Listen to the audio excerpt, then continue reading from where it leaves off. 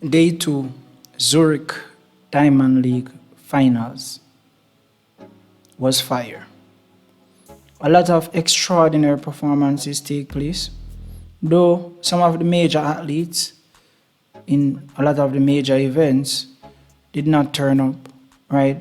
We understand that because of World Championship preparation and coaching strategies and plans heading into a major championship.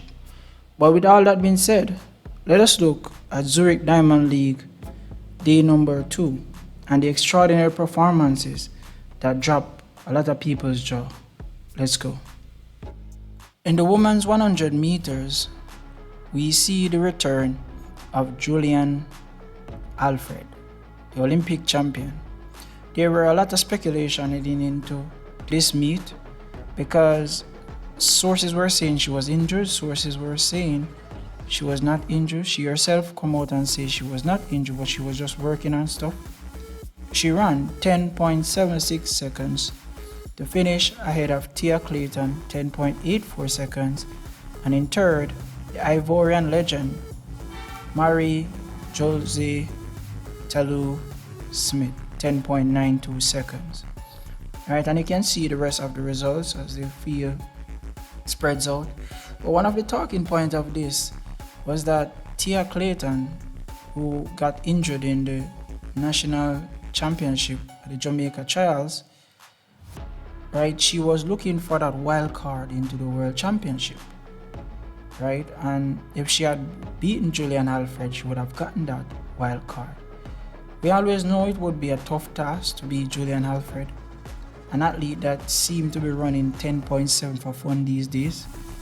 Brittany Brown did what Tia Clayton failed to do, and that is she won the wild card to the World Championship, taking the 200 meters in 22.13 seconds to finish ahead of Dina Asher-Smith, 22.18 seconds, and the Ivorian legend Marie Jose Talou, 22.25 seconds.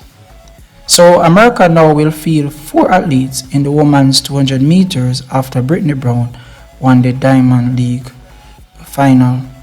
In the women's 400 meters, Salva Eid Nasser, right, returned to something that we haven't seen for some months for her.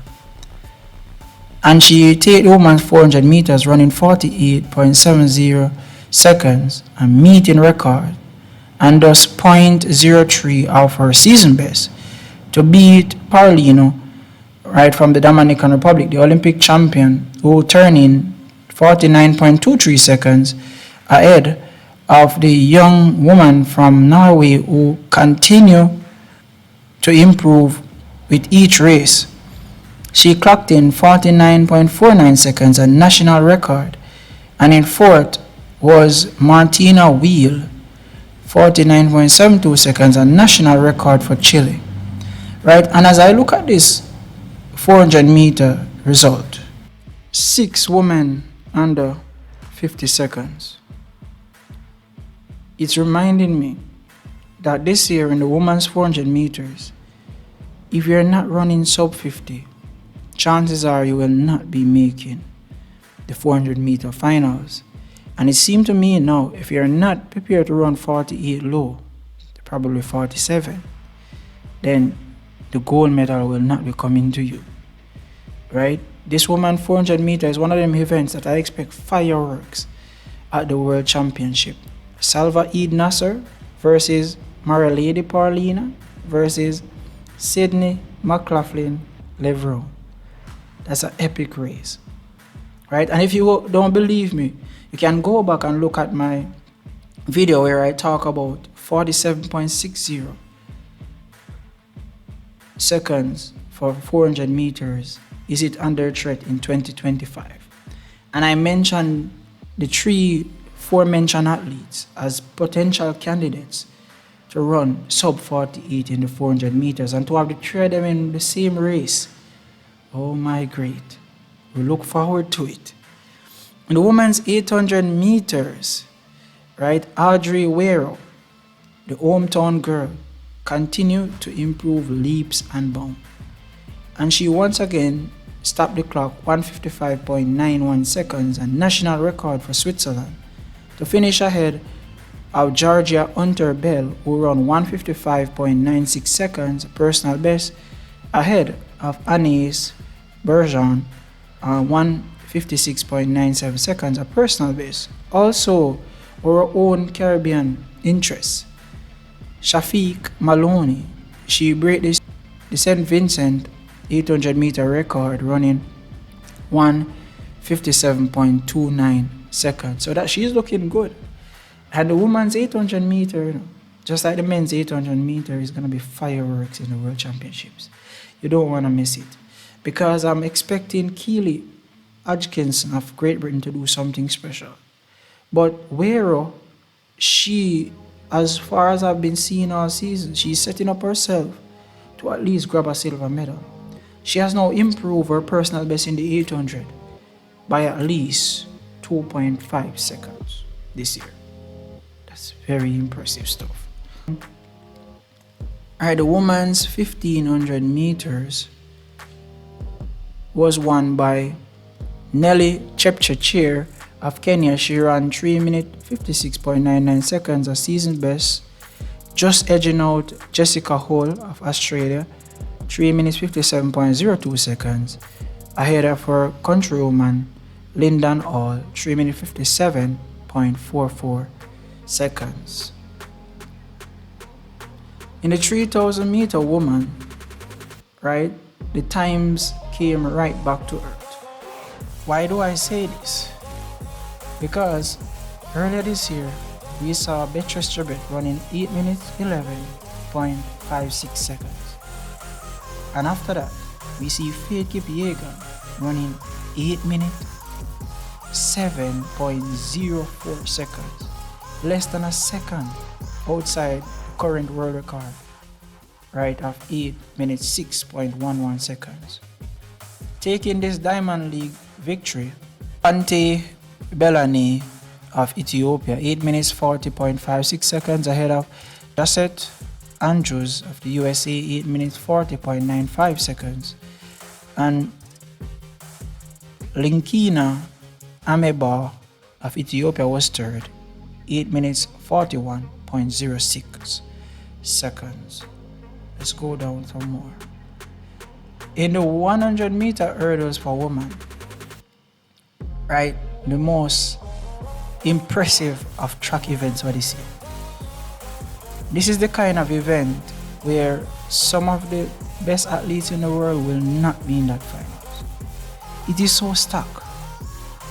I can count for a certain, I know for a certain that there's at least 20 athletes that this year has run under 12.50. It's that stuck.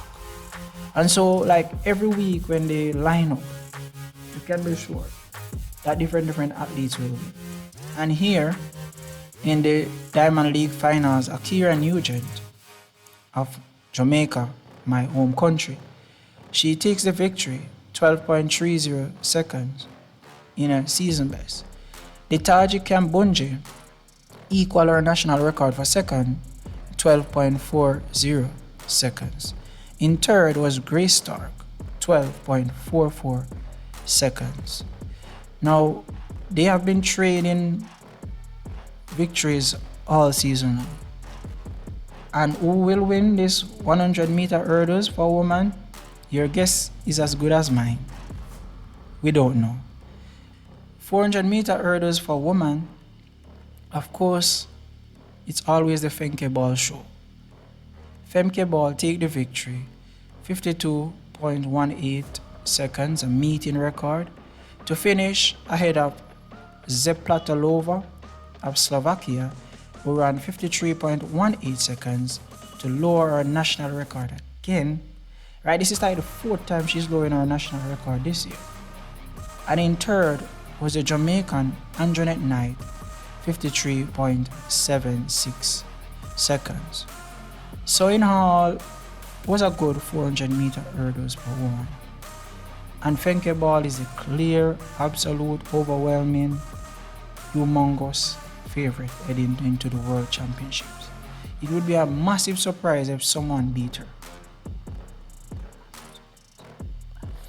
In the 3,000 meters for women, it was Faith Cherotich of Kenya who takes the victory, 8 minutes 57.24 seconds, to finish ahead of the Kazakh Naya Jeruto, 9 minutes 10.87 seconds, ahead of the Tunisian Marwa Mazani, 9 minutes 12.03 seconds.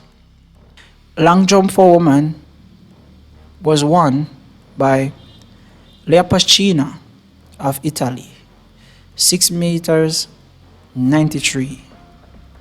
She take the victory by 1 centimeter ahead of Malaika Mayamba of Germany, 6.92 meters, ahead of Hilary Pashka of France, 6.75 meters. These are like the top 3 athletes in the world right now in terms of distance. They have all jumped over the 7-meter mark.